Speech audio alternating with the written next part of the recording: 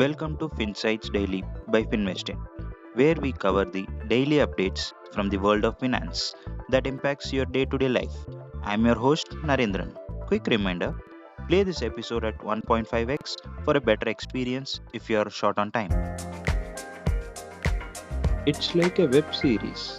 The trade was taking different twists and shocking reveals. Today we are gonna see one such episode. Also, we are covering some good news happening in the domestic markets about inflation and loan interest rates. Let's kick things off with a major global development that's already sending ripples through markets worldwide. China has suspended exports of seven critical rare earth elements to the United States.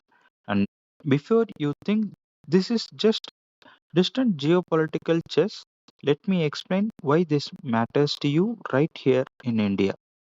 These rare earth metals aren't just obscure elements on the periodic table, they are crucial components in devices you use every day. Your smartphone contains them, the laptop you are working on, packed with them. The electric vehicles gaining popularity on our roads, impossible to manufacture without these materials. China's decision comes as a direct response to ongoing trade tensions with the US. While President Trump temporarily passed some tariffs on consumer electronics, China's export halt is their strategic countermove. The implications price hikes for electronics and appliances in the coming months. If you have been eyeing a new iPhone or planning to upgrade your home appliances, you might want to expedite those plans before prices climb. Interestingly, this trade conflict presents unique opportunities for India. With US imposing tariffs on Chinese goods, Indian electronics exports, including iPhones manufactured here, enjoy a competitive advantage with their zero tariff status. This could turbocharge the Make in India initiative and potentially create thousands of new manufacturing jobs. The flip side, our ambitious renewable energy goals might face headwinds since these materials are vital for wind turbines and solar technology. Planning to purchase an electric vehicle this year? Brace yourself for either steeper prices or extended delivery timelines as manufacturers navigate this supply chain disruption. This situation underscores a crucial principle for your financial planning. Diversification is key.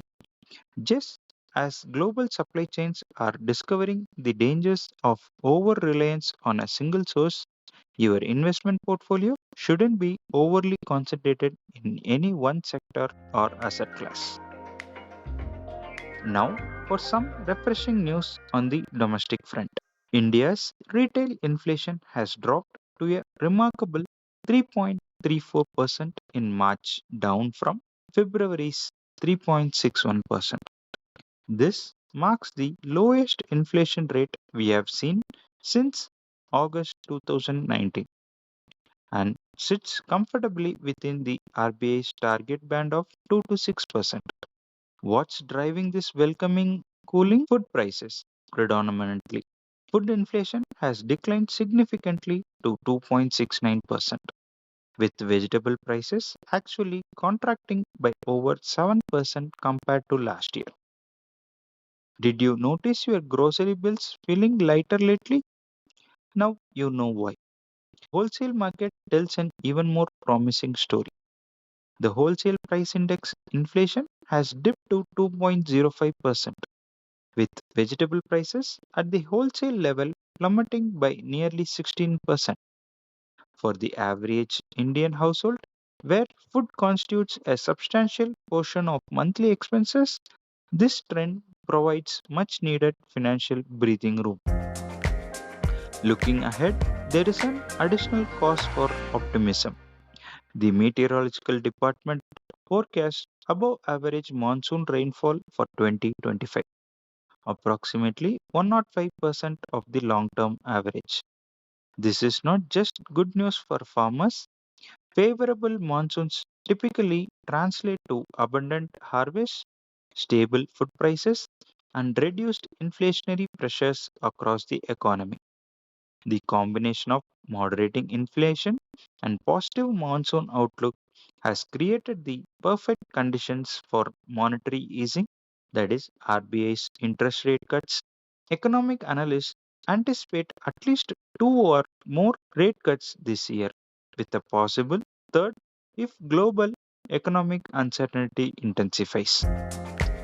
This leads us perfectly into our final segment: how these rate cuts directly impact your personal finances. Several major financial institutions, including SBI, Bank of Baroda, Bank of India, Bank of Maharashtra, and HDFC Bank, have already slashed their lending rates in response to the changing economic landscape. Last week, we spoke about RBI's repo rate cut, which has been directly translated to these rate cuts by these banks. For homeowners and prospective property buyers, this development is particularly significant. Let me put this into a perspective with some numbers. For a standard 20-year home loan of 50 lakhs, even a modest 0.25 reduction in interest rate translate to savings of approximately 900 to 950 rupees on a monthly basis. That's roughly 10,000 annually. Money that can strengthen your emergency fund, boost investments, or simply enhance your quality of life. If you already have a home loan, now is the ideal moment to explore refinancing options. Reach out to your lender about transferring your existing loan to these new lower rates. Yes, it involves some paperwork, but the long term financial benefits vastly outweigh this temporary inconvenience. The ripple effects extend beyond just housing. Auto loans, personal loans, and even business financing are all becoming more accessible. That car upgrade or home renovation project you have been postponing, the financial environment is increasingly favorable for taking that leap. On the savings front, there is an interesting development. HDFC Bank has reduced saving deposit rates by 25 basis points, their first such move in 5 years. While this is not exactly thrilling news for depositors, investors have responded enthusiastically with HDFC shares jumping up 4% following the announcement. This surge potentially signals profitable times ahead for banking sector investments. So, how should you position your finances in this evolving landscape? If real estate is on your radar, the confluence of cooling inflation and lower interest rates create an exceptionally favorable environment for property acquisition. The real estate sector is poised for growth, particularly in urban centers with robust job markets. For equity investors, keep a watchful eye on sectors positioned to benefit from the US China trade tensions, especially Indian manufacturing and electronics. Banking stocks also warrant attention given the current rate environment. Given the global uncertainties we discussed earlier, gold merits consideration as a portfolio component. Historically, the yellow metal has served a reliable hedge during period of international tension. The overarching lesson from today's economic developments, from smartphone prices to loan EMIs to investment opportunities. These seemingly abstract economic shifts have tangible implications for your daily financial life. By understanding these connections and positioning yourself strategically, you can navigate these changes not just to protect your finances, but potentially to strengthen them. Well, that's all for today's Finsights Daily. Thank you for joining me. This is Naren signing off. I'll see you on the next episode with fresh updates from the world of finance.